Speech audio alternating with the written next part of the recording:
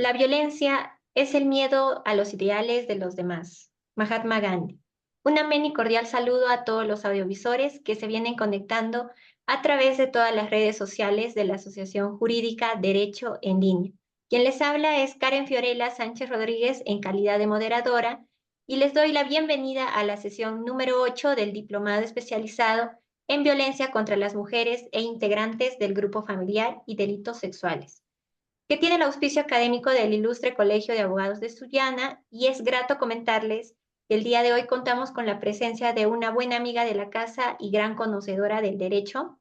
Estamos hablando de la doctora Adriana Pardo Garrido, que nos va a acompañar con el tema Proceso penal en los casos de violencia contra la mujer. Pero antes de dar inicio, daremos a conocer los aspectos más importantes de su hoja de vida de nuestra ponente. La doctora es abogada por la Universidad Privada del Norte, cuenta con maestría en Derecho Penal por la Universidad Nacional Mayor de San Marcos, es coautora del libro Cibercriminalidad y Delitos Informáticos. En tanto, en nombre de la Asociación Jurídica Derecho en Línea, le damos la bienvenida a nuestra casa de estudios y de igual manera, estimada comunidad jurídica, hacerles recordar que si tienen preguntas, pueden intervenir durante la clase, ya sea a través del chat del Zoom o a través o alzando la mano para efectos de participar. Muy bien, dejando todo eso recalcado, le cedo el uso a la palabra. Estimada doctora, puede dar inicio con su ponencia. ¿Qué tal? Muchísimas gracias, Karen, por la presentación. Asimismo, extender un saludo cordial a todos los integrantes, presidentes y organizadores de Derecho en Línea, Asociación Jurídica. Asimismo, agradezco que en estos momentos pues estén, digamos, uniendo también en este caso de la plataforma Facebook y de la plataforma, en este caso, Google Meet. Ahora bien, para iniciar esta presente disertación, voy a compartir pantalla a efectos de que se pueda llevar de manera más dinámica este conversatorio.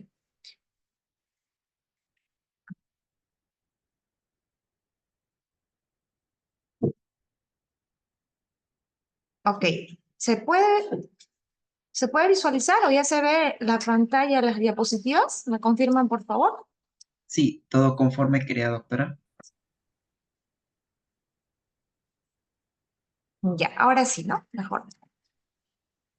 Bien, como ya Cristian ha mencionado, el tema que vamos a abordar, vamos a conversar el día de hoy es proceso penal en los casos de violencia contra la mujer e integrantes del grupo familiar. Esto justamente en el marco de la ley 30364, que justamente pues se ha visto, digamos, bastante análisis por parte de diversos juristas, ¿no? Entonces, si bien es cierto, siempre es bueno, digamos, hacer un tipo de, digamos, de diálogo, de conversatorio acerca de estos temas.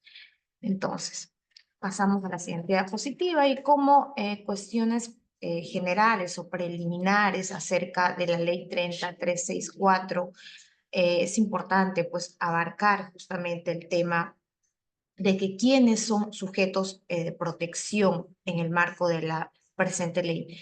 En ese sentido, los sujetos de protección justamente serían, pues, ¿no? La mujer en todo su proceso de vida, ¿no? La mujer, los niños, niñas, adolescentes, personas, en este caso también, pues, digamos, ancianos y personas que presentan mayor vulnerabilidad frente a la sociedad, ¿no? Entonces, asimismo, como mencioné, la mujer, los integrantes del grupo familiar, entendiéndose justamente, a ver, perdón, un segundito, por favor, voy a grabar esto para acá. Ya, ahora sí. Justamente cuando hablamos respecto a los integrantes del grupo familiar o miembros del grupo familiar, entiéndase justamente a las personas que habitan o han tenido vínculo sentimental, ¿no? Llamándose esto a los convivientes, exconvivientes, cónyuges, excónyuges, padrastros, madrastas en esa línea, ¿no? Y quienes han tenido justamente también hijos en común, ascendientes o descendientes por consanguinidad, adopción o afinidad, dice la norma, ¿no? Asimismo, parientes colaterales hasta el 4º grado de consanguinidad y 2º de afinidad. Y esto justamente en mérito de que quienes habitan en el mismo hogar, ¿no? Sin que medie relación contractual o laboral. Justamente lo que ha entender esta norma es de que eh, lo que va a precisar o va a tener a colación o va a traer a colación es de que tienen que de una u otra forma estas personas haber habitar o haber habitado el mismo, digamos, el mismo inmueble, el mismo domicilio, ¿no? Entonces, en ese sentido, justamente tampoco se debería haber, digamos, por ejemplo, en el marco de un trabajo, un contrato laboral, ¿no? Entonces, de ser así, ya no estaríamos prácticamente dentro de estos sujetos de protección frente a la ley 30364. Ahora bien, como violencia contra la mujer se va a entender justamente la acción o conducta que cause justamente muerte, daño o sufrimiento físico, sexual o psicológico por su condición de tal. En este caso, por su condición de mujer, por su condición de ser tal vez una persona vulnerable, ¿no? Más allá, haciendo un poco más de análisis respecto a ello. Y bien, dentro justamente de la familia o la unidad doméstica, como bien dijimos, y que comparta el agresor o haya compartido un espacio en el domicilio, ¿no? Y dentro de la comunidad también, y asimismo dentro o en este caso perpetrado o tolerado por el Estado. Si bien es cierto, cuando hablamos de violencia contra la mujer por su condición de tal, justamente vamos a entender de que a veces se ha presentado casos dentro, por ejemplo, de instituciones públicas también. Entonces, si bien es cierto, esto va a llevar o va a compenetrar un análisis un poco más extenso, definitivamente también podríamos estar hablando o es que estamos hablando de violencia contra la mujer. Ahora bien, violencia contra los integrantes del grupo familiar. Justamente esta acción o esta conducta por parte de estas personas produce, ¿y qué es lo que produce? Evidentemente produce muerte, produce sufrimiento físico y sufrimiento sexual en algunos casos también y sufrimiento psicológico, ¿no? Ahora bien, esto justamente dentro del contexto de una relación de responsabilidad, confianza o poder. Y para hablar un poco más de responsabilidad, de confianza o de poder, vamos a pasar a las siguientes diapositivas, donde incluso vamos a tener como, en este caso, jurisprudencia que nos enseña, nos da un concepto respecto a la responsabilidad, confianza o poder dentro de la ley 30364. Y bien, ya como nosotros sabemos, conocemos, dentro del marco de esta ley, evidentemente tenemos pues 4 tipos de violencia, ¿no? En este caso, violencia física, que justamente va a ser una acción o omisión que daña la integridad física o salud. Y para ello, evidentemente, para que se configure una violencia física, evidentemente tenemos que contar con el certificado médico legal, donde plasma o se puede en este caso detallar, precisar qué tipo de agresión física haya sufrido esta persona, ¿no? Entonces, no, digamos, más allá de eso, si no tenemos, digamos, un documento acreditado, más allá de tomas fotográficas tal vez, podríamos entrar en cuestionamiento respecto a lo que es ya violencia física. Y con respecto a la violencia psicológica, evidentemente, esta acción va a ser tendiente digamos, a entrar en un contorno de humillar, avergonzar o estigmatizar a la mujer, o en este caso a la persona integrantes del grupo familiar, en donde justamente esta acción por parte del sujeto activo va a mellar su condición de mujer, ¿no? Y su condición justamente de vulnerabilidad frente al agresor.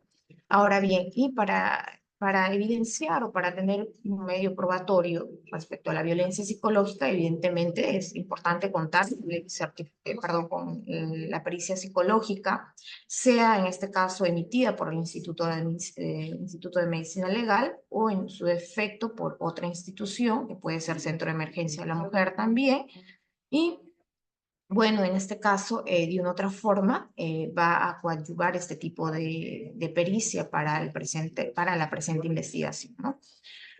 Ahora bien, la violencia sexual justamente son actos de naturaleza sexual sin consentimiento bajo coacción, ¿no? Entonces, esto también va a ser, digamos, un tanto de análisis dado de que podríamos incluso estar hablando de una violación sexual porque sí se da violación sexual dentro, digamos, dentro de la unión conyugal, cuando evidentemente, en este caso, el sujeto pasivo que vendría a ser la víctima no consiente, evidentemente, digamos, mantener relaciones con su conviviente, pareja, o en todo caso esposo, ¿no? Entonces, al no consentir, estaríamos frente ya pues, a una violación sexual en ese sentido, ¿no? Entonces, tendríamos que hacer un análisis un poco más profundo respecto a ello, ¿no? Ahora bien, respecto a la violencia económico-patrimonial, recuerden también aquí, estimados participantes, de que no hay, digamos, en nuestro Código Penal o en nuestra legislación peruana, de manera autónoma, que, digamos, reproche esta conducta de violencia económico-patrimonial, ¿no? Sin embargo, se hace, digamos, se hace un conjunto de análisis respecto a en qué condiciones está recayendo esta conducta de violencia económica o patrimonial. En el sentido de que si esta persona, sujeto activo, evidentemente menoscabe, ¿no? En los recursos patrimoniales y o económicos en el hogar. ¿Qué quiere decir ello? Que justamente, ¿no? Este sujeto activo podría estar dentro de esta problemática, podría estar ejerciendo esta conducta de, digamos, ya no aportar de manera económica respecto a los gastos del hogar, respecto a los alimentos del hogar. Recuerden que justamente todos los días lo que normalmente se ve en este caso en nuestra vida cotidiana es de que las amas de casa pues reciben, ¿no? Un tanto, digamos, de dinero, el diario, como se conoce, a efectos de hacer las compras, ¿no? Para la comida, las compras en general, ¿no? El desayuno, almuerzo y cena. Entonces, al evidenciar de que ya no cumple, digamos, este esposo o conviviente con este, digamos, dinero o efectivo que tiene que dejar en este caso, durante los días, se estaría viendo, se estaría, en este caso, evidenciando una violencia económica patrimonial, ¿no? O en su efecto, cuando, digamos, este sujeto activo de pronto impide también, por ejemplo, el acceso al uso, digamos, de lo que podría ser agua, luz, ¿no? Agua, luz, servicios básicos para el menor, servicios básicos en este caso, madre de la menor, ¿no? Entonces, eso más que todo podríamos estar viendo, estaríamos frente a una violencia, una conducta emitida por el sujeto activo, violencia económica o patrimonial. Ahora bien, respecto al contexto o al desarrollo en el contexto de violencia familiar como elemento constitutivo del tipo penal previsto justamente en el artículo 122b de nuestro Código Penal, que el cual pues determinar si analiza o determina si en el caso que nos ocupa, que vamos a desarrollar en estos momentos, habría existido una correcta aplicación del tipo penal. Y esto justamente en mérito de la casación 1874-2021 o ahora. Para entrar en detalles, en esta casación evidentemente se advirtió por parte de la sala de que justamente se había incurrido en, digamos, en una incorrecta aplicación al tipo penal, dado de que en el desarrollo de la investigación se llegó a advertir o se llegó a evidenciar de que, digamos, esta pareja nunca habían llegado a convivir, nunca habían llegado a, digamos, a convivir bajo un techo, bajo un inmueble, si bien es cierto, podrían haber tenido una relación de la cual tampoco se llegó a acreditar una relación como tal, pero mucho menos se llegó a acreditar una convivencia, ¿no? Entonces, aquí evidentemente se analizó, como bien dije, que no se acreditó el cumplimiento del elemento normativo objetivo sobre la conducta del sujeto activo por parte para la configuración del tipo penal. En este caso, el artículo 122b, que es pues el delito de agresiones en contra de las mujeres o integrantes del grupo familiar. Y cuando digo justamente que no se cumplió el elemento normativo objetivo, lo que quiero decir con esto es que justamente no se cumplió, en este caso, voy a hacer lectura del contenido del precepto, el articulado 122b, cuando dice, ¿no? El que de cualquier modo cause lesiones corporales que requieran menos de 10 días de asistencia o descanso según prescripción facultativa o algún tipo de afectación psicológica, cognitiva o conductual que no califique como daño psíquico a una mujer por su condición de tal o integrantes del grupo familiar en cualquiera de los contextos previstos en el artículo 108b será reprimido con la pena privativa de libertad no menor de 3 años. Justamente en este precepto donde menciona que no se había configurado, digamos, o no se ha calificado el daño en este caso daño físico psicológico, dentro o en el marco por su condición de tal, ¿no? Entonces, en el sentido de que al no haber llegado a tener una convivencia como tal, no han compartido, digamos, o no han tenido una relación en este caso, de confianza o de responsabilidad, no se llegó a acreditar ello, es que justamente aquí hubo un debate y se advirtió de que no se acreditó, como bien mencioné, la configuración del tipo penal 122, ¿no? Y justamente aquí también se omitió, justamente dice, ¿no? La aplicación del artículo 5 y 6 de la ley 3364, toda vez que no se acreditó que el hecho se haya cometido dentro de un contexto del grupo familiar, como mencioné. Ahora bien, se advirtió justamente que también para, digamos, analizar respecto a la configuración de este artículo y enmarcarnos a la ley 3364, es que se debería advertir la relación de responsabilidad, ¿no? Que se configure o que tenga una relación de responsabilidad en las cuales en este caso, una de ellas en las cuales una persona tiene respecto a otro deberes de cuidado y de protección, ¿no? Entonces, al no haber esto es donde justamente se inaplicó este tipo penal. Ahora bien, no hubo una relación de poder. ¿Qué quiere decir ello? Que la relación de poder son relaciones asimétricas de dependencia, dominio, control, sometimiento, pero que se producen por sus condiciones de facto, evidentemente, ¿no? Al no haber tampoco una relación de responsabilidad frente, en este caso, a la presunta víctima, no se advirtió tampoco una relación de poder, ¿no? En el caso de que no hubo una relación asimétrica, el sujeto activo en ningún momento se evidenció, en este caso, que quería someterla, digamos, someterla a diferentes tratos, ¿no? Por su condición de tal. De igual forma, no se advirtió una relación de confianza, dado de que aquí son relaciones horizontales o de llaneza en el trato, dice, ¿no? Basado en relaciones afectivas, reales, no de simple parentesco o de la conducta previa de una persona. Exacto.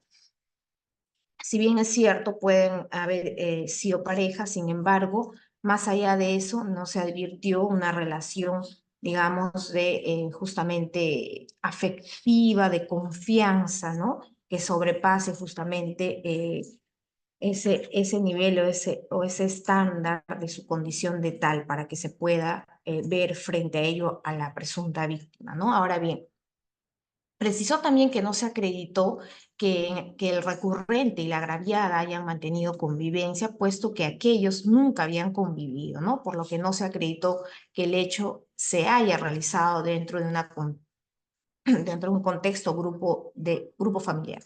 También la sala no se centró aquí a establecer si había o no lesiones en la agraviada, ¿no? Sino justamente en la determinación del supuesto autor del mismo, ¿no? De manera que aquí soslayó el análisis de la configuración del tipo penal consistentes en que el hecho imputado no se realizó dentro de un contexto del grupo familiar, ¿no? Evidentemente aquí, como bien dijimos, no se analizó de manera adecuada los medios probatorios como el certificado médico legal, sino justamente se advirtió otro tipo, digamos, otro tipo de conductas que al final no recayeron a una configuración del tipo penal. Y finalmente, finalmente pues declararon, en este caso, bien conducido el recurso de casación, ¿no? Ahora bien, respecto. Un ratito, por favor, voy a tener. Ya.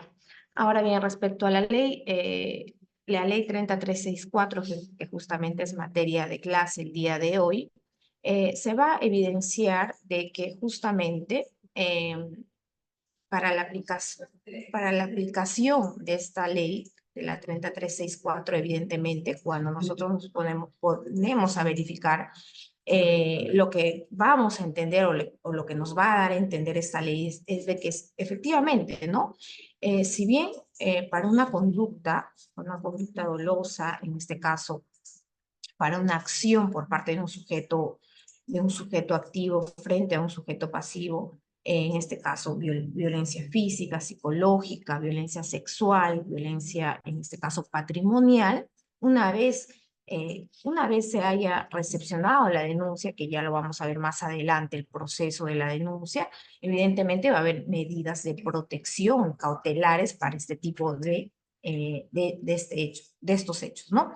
Asimismo, esto se va a dar justamente en el ámbito de tutela especial, ¿no? Y lo otro también es que vamos a tener el ámbito de proceso penal independientemente de las medidas de protección cautelares, ¿no? Se va a ver ya el ámbito de sanción que evidentemente se va a llevar en la fiscalía, ¿no? Y esto justamente van a ser, como mencioné, dos etapas diferenciadas, una dado que es la etapa netamente de medidas de protección, ámbito de tutela especial, y la otra que vendría a ser el ámbito de sanción, el proceso penal que se va a tener que llevar y verificar si evidentemente estamos dentro de agresiones contra las mujeres o integrantes del grupo familiar, o tal vez estamos dentro de, en este caso, el contexto de faltas, ¿no? Entonces vamos a tener que evidenciar estos dos hechos.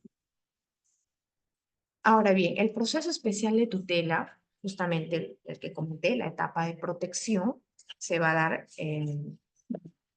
o va a recaer de manera primigenia cuando, en este caso, la presunta víctima, pues se acerca a realizar o interponer una denuncia, ¿no? Y esta denuncia, evidentemente, puede ser en una institución policial, puede darse también, en este caso, en la fiscalía, también puede darse a través de las plataformas, en este caso, plataformas web, o hacer las denuncias, en este caso, de manera virtual. Ahora ya podemos ver que la virtualidad pues ha trascendido bastante, entonces uno puede ya realizar desde, digamos, desde su domicilio, desde su celular, puede estar realizando una denuncia a través de las plataformas, ¿no?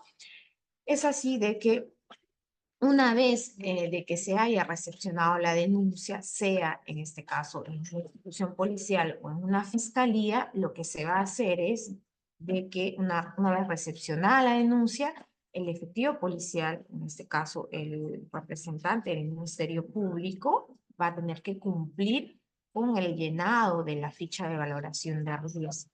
Y esto justamente para verificar el grado, en este caso, el grado de vulnerabilidad que puede estar teniendo esta persona, ¿no? El grado de riesgo, por así decirlo, ¿no? Que puede estar pasando esta persona.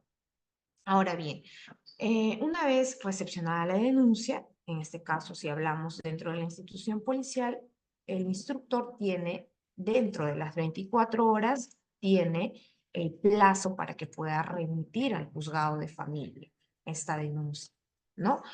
Una vez remitida esta denuncia, evidentemente ya en el juzgado de familia, se va a tener que advertir eh, en este caso, si es que de la ficha de valoración de riesgo, en este caso el juez de familia va a tener que advertir si la ficha de valoración de riesgo es pues severo, ¿no? O es que es leve o moderado, o en su efecto es un riesgo indeterminado, ¿no? Se entiende de que de acuerdo a la norma, de acuerdo a la ley, en este caso las medidas de protección deberían emitirse si es un riesgo severo, ¿no? Se deberían de remitir, en este caso dentro de las 24 horas. Si es un riesgo leve o moderado, dentro de las 48 horas, evidentemente comunicando a audiencia, ¿no? El juez llama a audiencia y se debate, en este caso, se establece las medidas de protección frente al marco del riesgo leve o moderado. Si es un riesgo indeterminado, de igual forma el juez llama a audiencia y dentro de las 72 horas debería estar ya emitiendo la resolución de medidas de protección. Ahora bien, pero en la práctica sabemos que eso no es así porque normalmente a veces demora una semana o 2 semanas las medidas de protección, ¿no? Entonces, bueno, una vez que ya el juez, en este caso ya ha emitido sus medidas de protección, lo que justamente va a hacer es pues encargarse de remitir en este caso a la dependencia policial donde inicialmente se ha recepcionado la denuncia para que en este caso esta institución, en este caso, se encargue de comunicar estas medidas de protección al agraviado víctima y también en este caso al denunciado, ¿no? Entonces, de esta forma, la institución policial, en todo caso los efectivos policiales, estarían cumpliendo en comunicar la emisión de estas medidas de protección. Ahora bien, recuerden de que así no se otorguen las medidas de protección, el juzgado tiene que remitir las copias, en este caso a la fiscalía o en su defecto al juzgado de paz letrado, viendo, en este caso o advirtiendo si es que son, pues, digamos, faltas contra la persona, evidentemente se va a remitir al juzgado de paz letrado, ¿no? Y en su defecto, si estamos dentro de la ley, perdón, del artículo 122b, sería en este caso la Fiscalía de Violencia Familiar, ¿no? Ahora bien, ¿cómo se acredita la violencia familiar en la modalidad de maltrato psicológico? La casación 2215-2017 del Santa nos trae ciertos aspectos para tener en cuenta, ¿no? En este caso, dice, debe analizarse si los hechos narrados en la denuncia han ocurrido conforme a las manifestaciones de las partes y los informes psicológicos practicados en ella, ¿no? Y justamente aquí es esto, evidentemente, trae a colación de que la declaración de la parte agraviada cobra importancia, claro está, ¿no? Requiriéndose, no obstante, que sea verosímil y la existencia de corroboraciones periféricas de carácter objetivo y o persistencia en la incriminación, ¿no? Y justamente cuando precisa ello, ¿no? De que si bien es cierto la declaración de la agraviada tiene que corroborarse con elementos periféricos, ¿qué es lo que nos da a entender con esto esta casación? Que evidentemente siempre va a existir, aunado a ello, siempre va a existir evidencia o material fílmico o documental de un maltrato psicológico.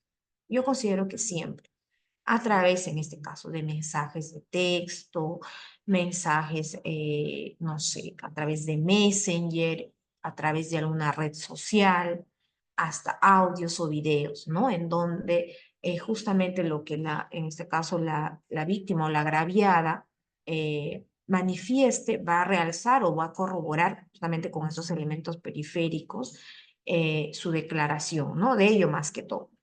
Entonces, que dice lo otro, ¿no? Que no existe justificación válida para que se ocasione hechos de violencia familiar, debiendo primar siempre el diálogo que se dirija al esclarecimiento o solución de las naturales discrepancias que se puedan surgir en el grupo, ¿no? Y que no es necesario que los hechos de violencia sean reiterados y graves para que una persona sufra de violencia psicológica, pues pensar en dicho sentido sería atentar contra el derecho a la integridad de una persona. Efectivamente, ¿no? Entonces, los hechos de violencia, por más que se hayan dado por primera vez o por segunda vez, simplemente no se deben de justificar. Eso es lo que nos va a entender en pocas palabras esta casación, ¿no?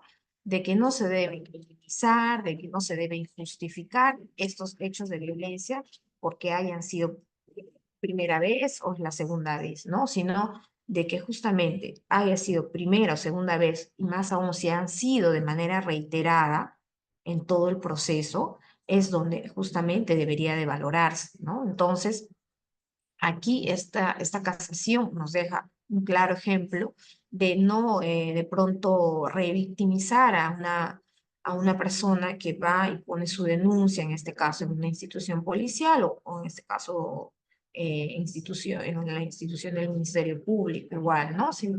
Muy al margen de que durante el transcurso del proceso, esta persona va seguramente a apuntar algún elemento, un elemento probatorio, elemento periférico que ayude a su declaración. No quiere decir que evidentemente desde el inicio uno va a minimizar pues la denuncia por el simple hecho que es una violencia psicológica, ¿no? Que no se verifica o no se evidencia de manera palpable o visible la violencia que esté llevando, que esté sufriendo esta persona, ¿no? Dado que es obviamente, dado que justamente al momento de ser evaluada por los especialistas psicólogos forenses se evidenciará la magnitud, en este caso, de la violencia, ¿no? Y ahora bien, respecto al proceso del ámbito de la sanción, como bien, como bien conocemos, el proceso, el nuevo proceso penal dentro del nuevo Código Procesal Penal, evidentemente, tenemos tres etapas de investigación. Primero la etapa de investigación preparatoria, la etapa de intermedia y juicio oral.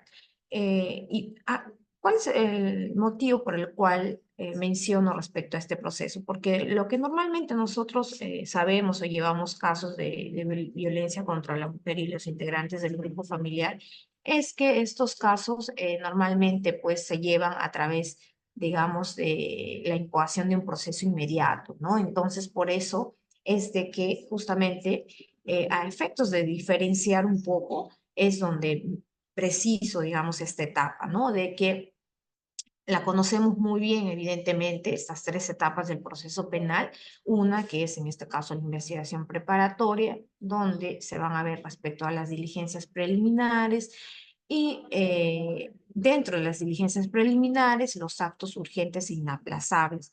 Los actos urgentes e inaplazables, digamos, en un determinado delito, se va, digamos, a ver o llamar cuando, evidentemente, el efectivo policial con en este caso, coordinación, porque los efectivos policiales son apoyo en este caso y apoyo muy importante a los fiscales, ¿no? Al momento de realizar o avanzar las diligencias o esclarecer los hechos de un presunto hecho criminal, es de que estos efectivos policiales evidentemente van a tener, por ejemplo, ¿no?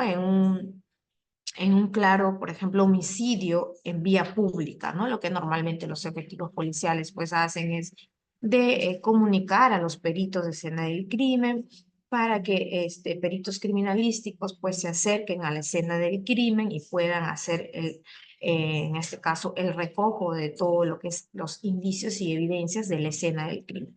Pero antes, justamente, de la llegada de los peritos de escena del crimen, los que van a estar son los policías en este caso, o los llamados primer intervinientes, ¿no?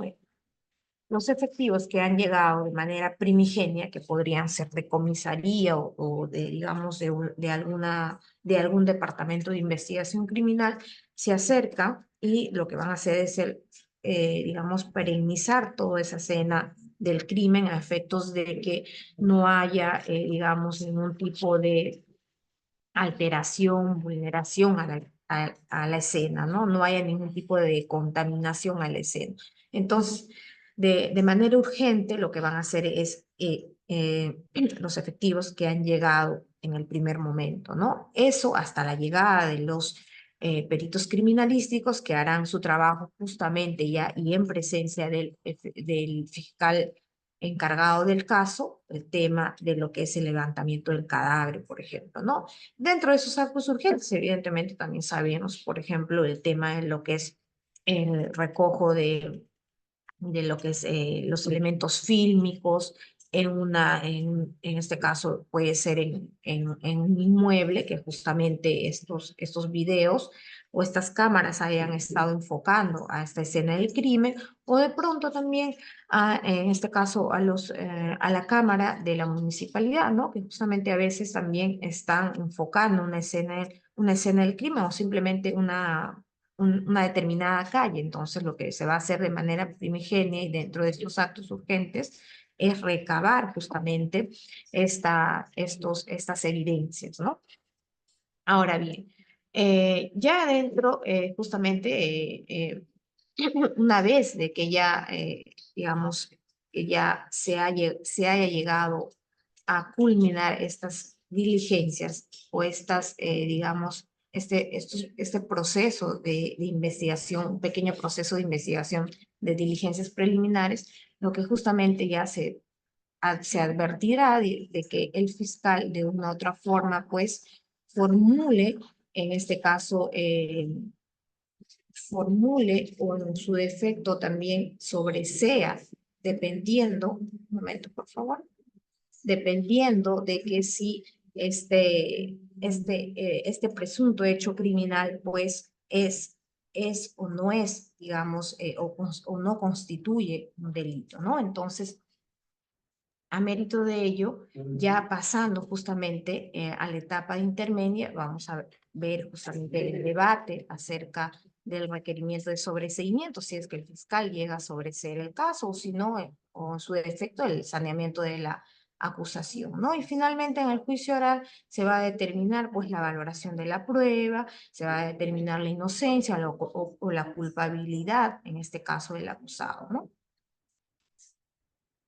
Ahora bien, respecto al proceso inmediato, como hace un momento mencioné, es de que normalmente en estos casos de violencia contra la mujer e integrantes del grupo familiar, lo que se va a ver es de que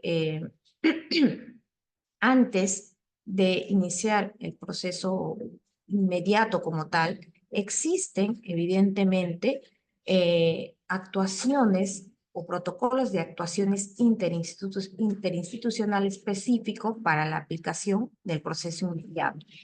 Y ello justamente es donde nos dictan o nos menciona a tener en cuenta dos fases a tener en cuenta en este protocolo, que la primera fase sería la fase de actuación y la siguiente fase sería la fase de calificación. Y justamente en este protocolo nos ayuda a ver cómo pues los efectivos policiales van a, en este caso, a tener en cuenta respecto a la intervención en supuestos casos de flagrancia, ¿no? Y justamente aquí es donde precisa, por ejemplo, en el nivel 1, cuando el efectivo policial advierte que está frente a un hecho que configura una flagrancia delictiva, procederá a la detención a las personas implicadas, menciona, ¿no?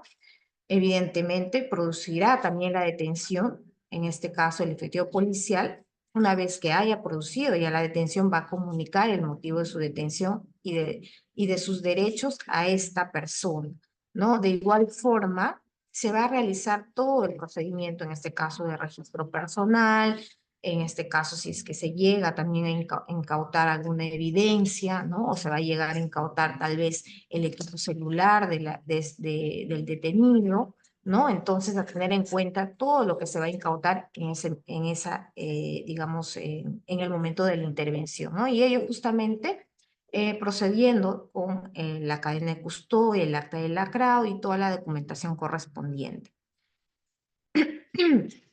Asimismo, procederá también con el aislamiento, la protección de la escena del crimen. Esto del aislamiento, de la protección de la escena del crimen, si en el caso, por ejemplo, nos encontramos, por ejemplo, ante un feminicidio, por ejemplo, ¿no?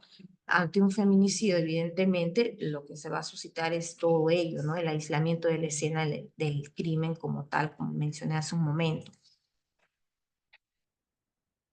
Ahora bien, en la fase de calificación, lo que vemos es de que justamente el Ministerio Público, ¿no?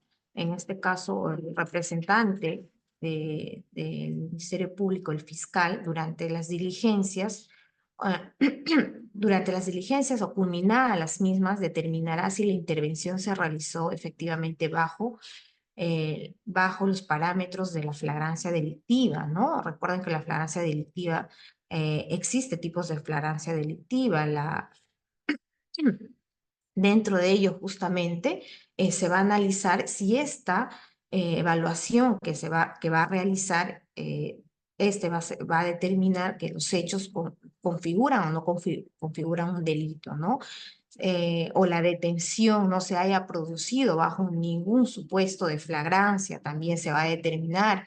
Entonces se va a analizar justamente ello. Dispondrá también motivadamente la libertad, si en caso fuera así, del detenido o detenida, y continuando con el trámite correspondiente o de ser el caso, se incoará el proceso inmediato para los otros puestos, ¿no? Entonces se va a advertir en este caso. Ya en la segunda calificación, este protocolo de actuación nos enseña de que el fiscal evidentemente va a hacer un análisis respecto a ello, ¿no? Respecto primero de que si ha habido flagrancia o ha habido supuestos o no supuestos de flagrancia, ¿no? Si es que el caso, en este caso, si el caso constituye o no constituye un delito como tal, ¿no? Entonces se va a advertir en esta fase de calificación este aspecto. Ahora bien, dentro de las 48 horas menciona que el fiscal podrá instar a la aplicación de criterios de oportunidad de ser el caso, y si fuera el caso también continuando con el trámite correspondiente, si no llegara a un acuerdo. Si no llegara a un acuerdo, se continuará con el trámite del proceso inmediato.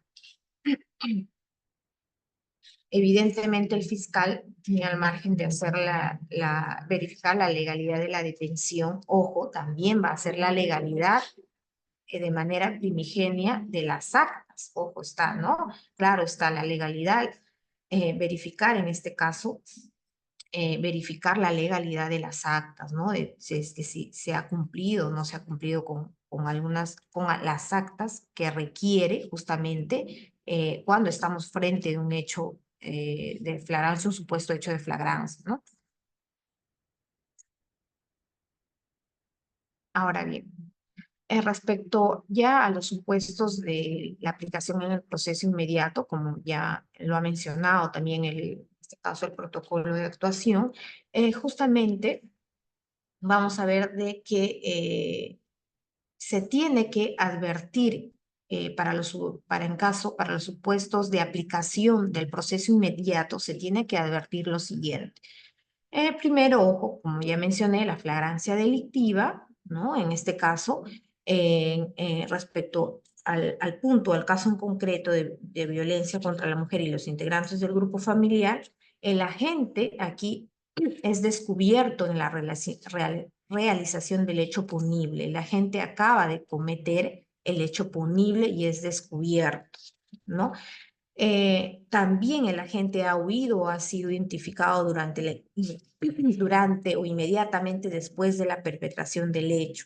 El agente es encontrado dentro de las 24 horas después de la perpetración del hecho con efectos o instrumentos procedentes. En este caso, cuando menciona que el agente haya sido encontrado dentro de las 24 horas dentro de la perpetración del hecho con los instrumentos, Lo que quiere decir aquí claramente es de que se haya pues evidenciado, por ejemplo, ¿no? En un determinado caso, se haya evidenciado con el, con el material objeto, en este caso, de imputación, ¿no? Entonces, frente a justamente a esta precisión, también es importante tener presente de que en la flagrancia delictiva, muy al margen de ello, también se va a evidenciar o cuando se evidencia dentro de un contenido, en este caso fílmico, ¿no? Dentro, claro está, de la flagrancia delictiva, más allá del tiempo no se podría, o más allá de las 24 horas, así tengamos el material fílmico, no se podría hacer la detención, o el efectivo policial no podría hacer la detención, ¿no? Entonces es importante tener en cuenta. Ahora bien, la confesión del imputado también, ¿no? En todo caso, se puede dar o no se puede dar también en el proceso inmediato, ¿no? En este caso, si no confiesa el imputado, evidentemente, esto quiere decir que se va a continuar el proceso inmediato. Claro está, se puede continuar, confiese o no confiese, se puede continuar si estamos cumpliendo, por ejemplo, con, con uno de los supuestos de la flagrancia delictiva. Entonces, en lo que respecta a la confesión del imputado, ¿no? Corroborado por otros elementos de convicción, claro está, libremente, con facultades psíquicas normales, ante el juez, fiscal y abogado, ¿no? Ante la presencia de su abogado, evidentemente, ¿no? Se va a tener que evidenciar que esté corroborado por otros elementos periféricos. No solamente es la mera confesión del imputado, ¿no? Sino corroborar. Y que esta confesión pues sea sincera y espontánea, ¿no? Ahora bien, los elementos de convicción evidentes, ¿no? Conforme el Acuerdo Plenario 2/2016, que cumple con el requisito, ¿no? Precisa prueba evidente. Asimismo, simplicidad en el proceso. Evidentemente, cuando estamos frente a los elementos de convicción evidentes, lo que vamos a querer es de que en este proceso, pues, recaiga la simplicidad en el proceso, ¿no? Se lleve o se dé, en este caso, y de que no necesite mayores actos de diligencias o complejidad que se deba para determinar, ¿no? En este caso, si es evidentemente un caso complejo, no vamos a estar frente a un proceso, frente a un proceso inmediato, ¿no? Entonces, se va a evidenciar de que se haya culminado con todas las diligencias, los actos urgentes inaplazables para que el fiscal, en este caso, incoe proceso inmediato. Ahora bien, el proceso inmediato también se da en casos de omisión a la asistencia familiar, omisión a la asistencia familiar, conducción en estado de ebriedad o drogadicción también, ¿no? Ahora, respecto ya a la audiencia del proceso inmediato, como bien ya mencionamos, el efectivo policial hace la detención policial dentro de los supuestos de la flagrancia delictiva. Un momento, por favor. Disculpa. Un momento, por favor, se me fue la pantalla.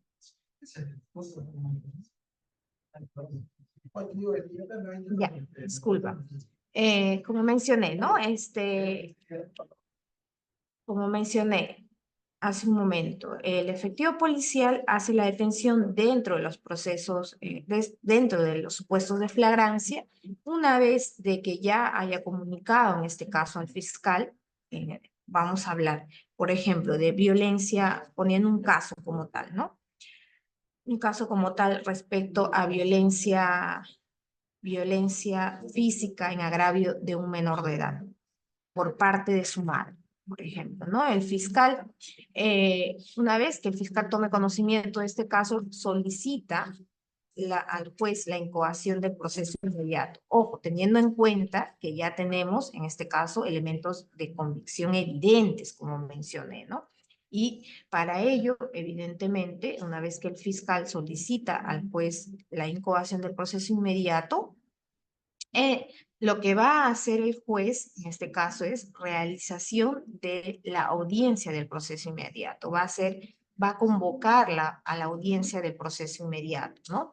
Y en ello justamente se va a advertir de, ay, perdón, se va a advertir justamente dos etapas para, en este caso, antes de iniciar la audiencia, evidentemente tenemos que advertir dos aspectos importantes respecto al proceso inmediato. La incoación del proceso inmediato, a la que podríamos denominar como la fase procedente, ojo, y la fase de juzgamiento, ¿no? O como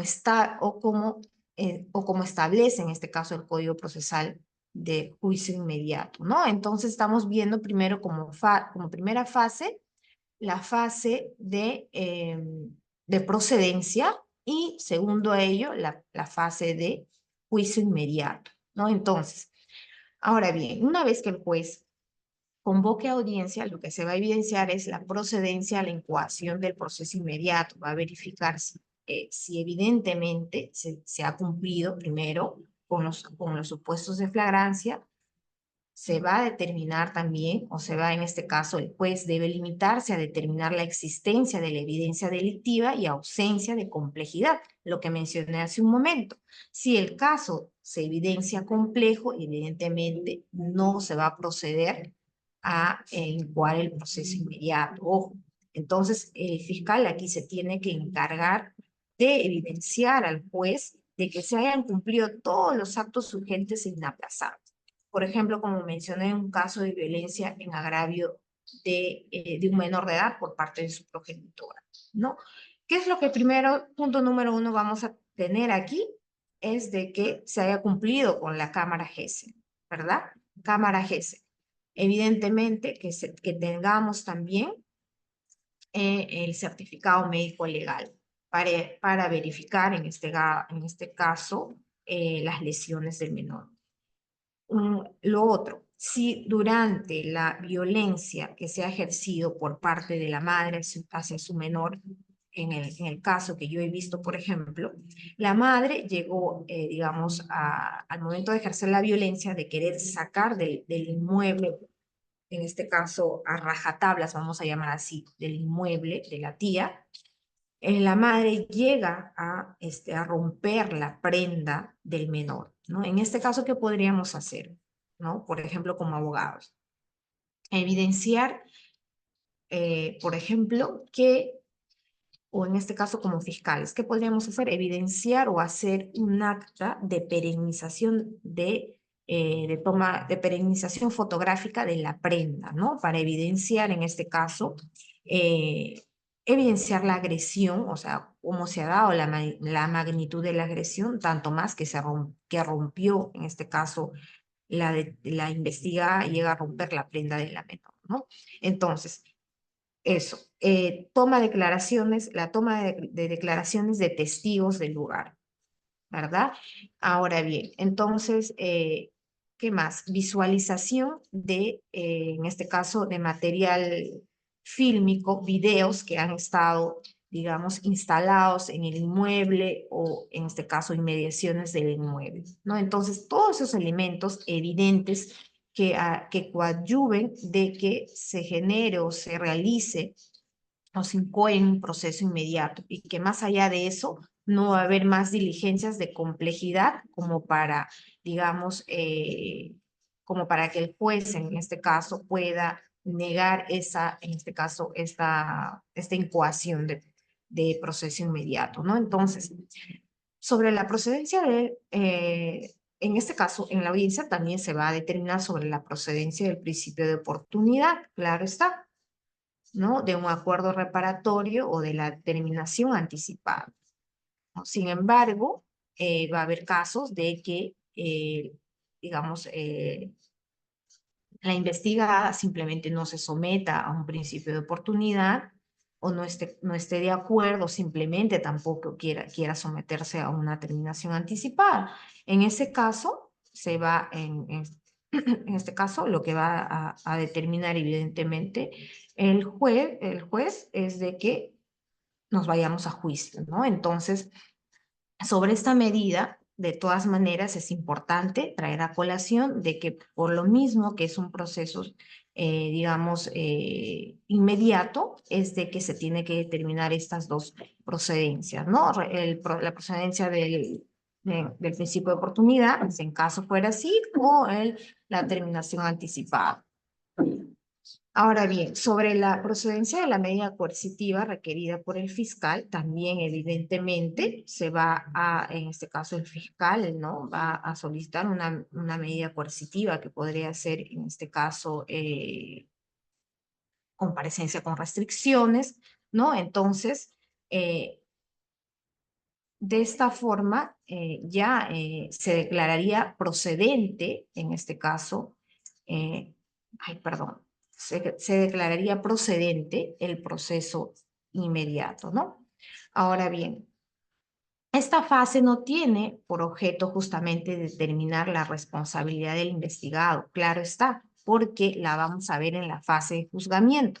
Tampoco constituye evidentemente un objeto la valoración de la prueba, ¿no? Ya que eso también se va a ver ya en la etapa de juzgamiento, ¿no? La admisión de la prueba de cargo y de descargo, en este caso por parte del representante del Ministerio Público, por parte del abogado de la defensa del investigado, ¿no? Entonces se va a determinar respecto a la valoración de la prueba, la admisión como tal en la etapa de juzgamiento, ¿no?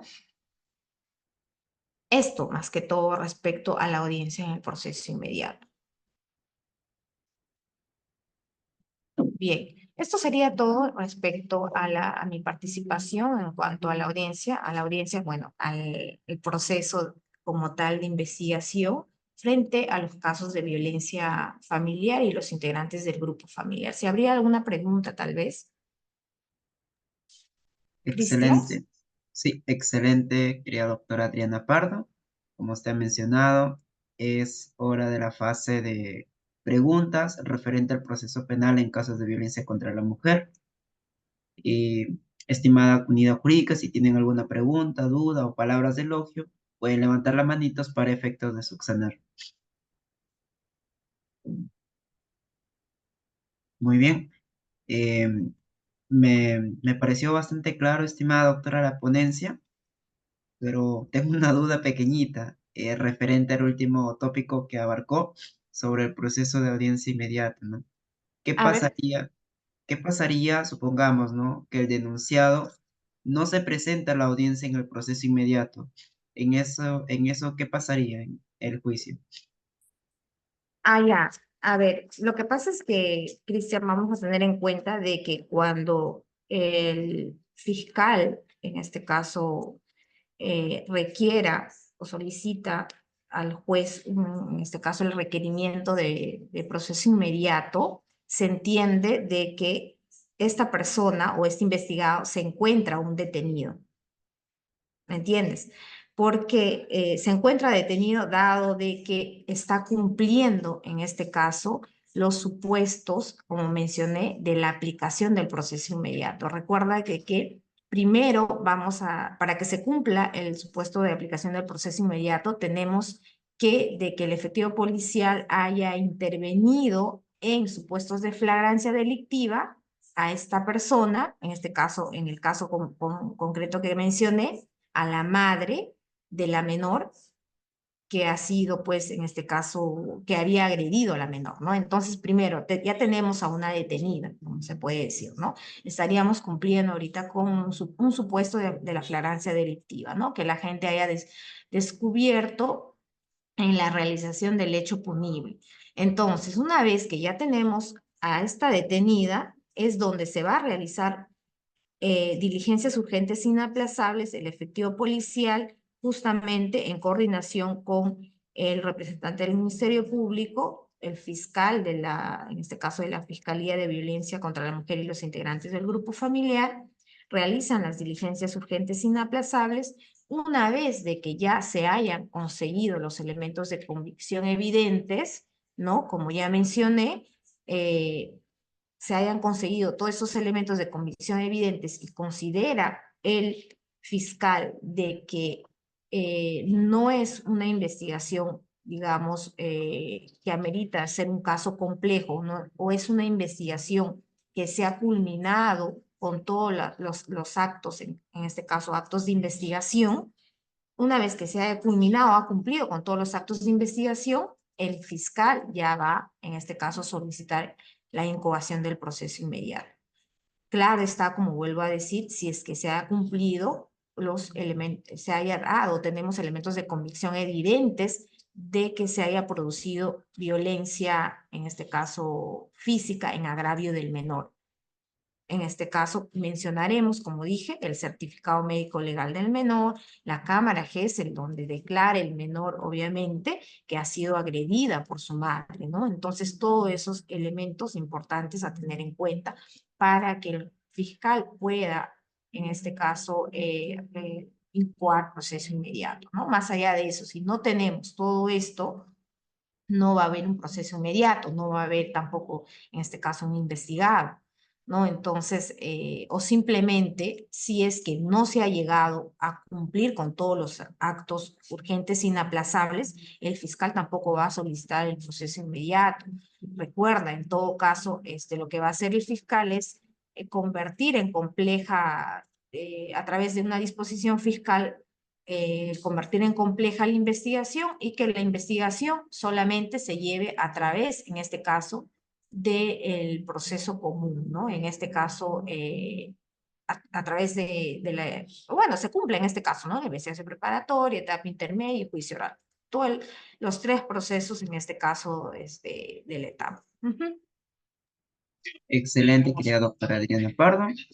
Tenemos a Néstor. Néstor nos dice, ¿cuánto tiempo debe estar detenido el agresor en caso de flagrancia?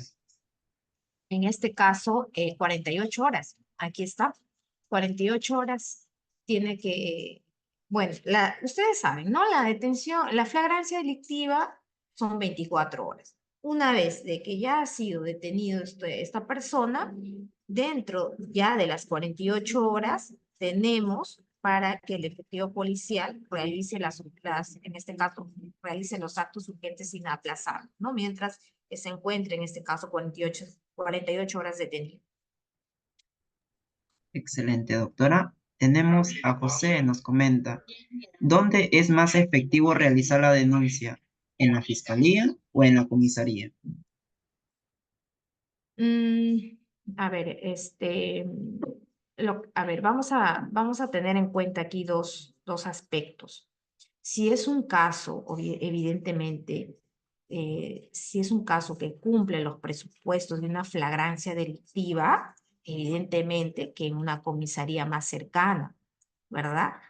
No podría ser en este caso en una institución del Ministerio Público, porque, o sea, podría ser, claro está, pero lo que va a hacer en este caso el representante del Ministerio Público, como ellos no pueden hacer la detención policial, lo que va a hacer es tal vez conducir a este agraviado a la comisaría más cercana. ¿Para qué? Para que los efectivos policiales realicen en este caso la detención a la persona, ¿verdad? Entonces, desde mi punto de vista, yo considero, a efectos de que sea más rápido el procedimiento, hacerlo ante una comisaría más cercana. Excelente, doctora Adriana.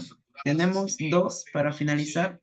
Nos comenta, ¿es obligatorio la pericia psicológica del agresor en estos casos?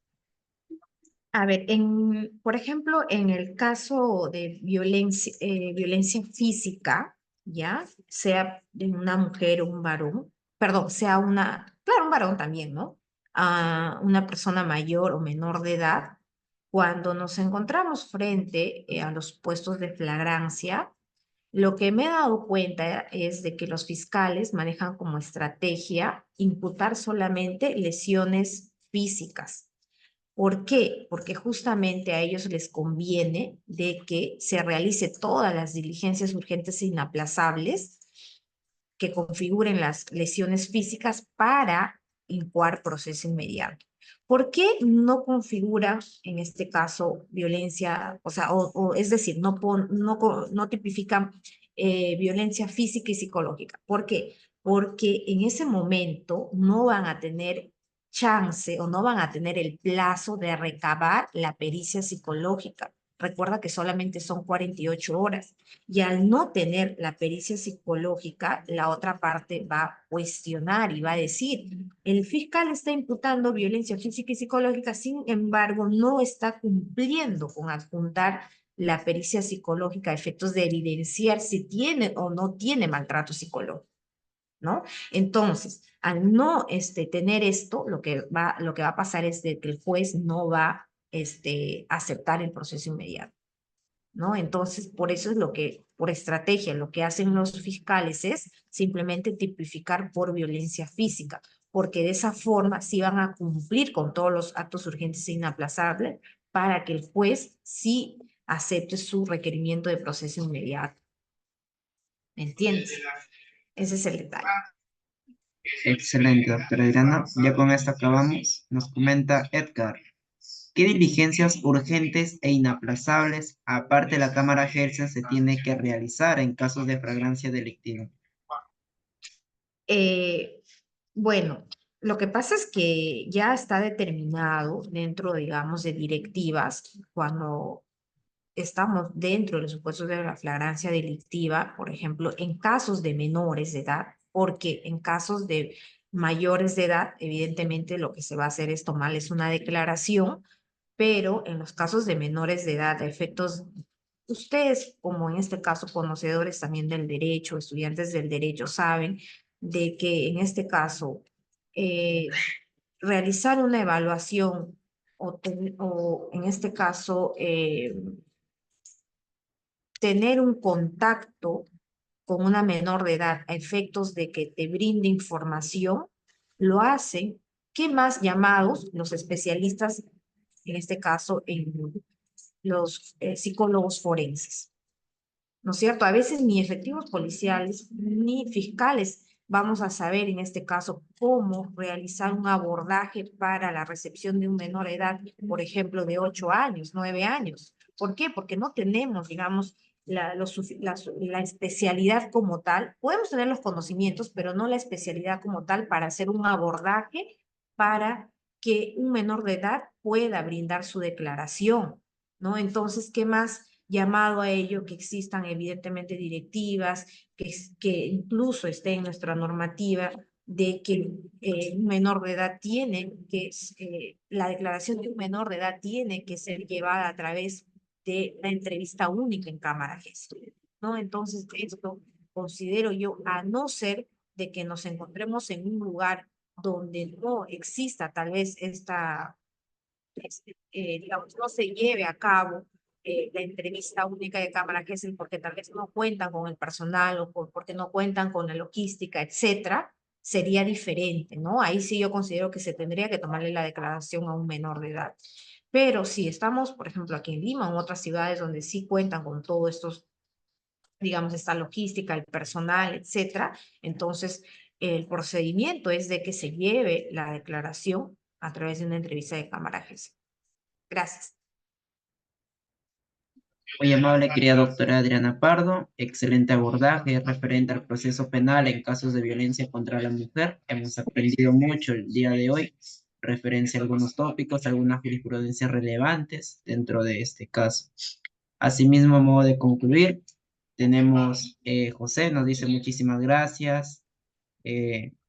Buenos amigos de Derecho en Línea, un cordial saludos. El doctor Marla también le manda saludos. Felicitaciones, doctora. Didáctica su clase. Muy Muchas bien, gracias. con ello damos concluida, querida doctora Adriana Pardo. ¿Algunas palabras de reflexión a modo de concluir? No, muchísimas gracias, Cristian, por la invitación. Y bueno, invitar a tu público de que sigan pues participando en los diferentes diplomados, capacitaciones, que siempre pues estás ahí, digamos, perenne, ¿no? Con brindar en este caso, a todo tu público, ¿no? Efectos de que se sigan capacitando y sean mejores, digamos, operadores de justicia, abogados litigantes. Bueno, eso sería mis palabras. Muchísimas gracias. Muy amable, querida doctora Adriana. Con ello hemos concluido. Con permiso. Gracias, muy amable. Hasta luego. Buenas noches con todos.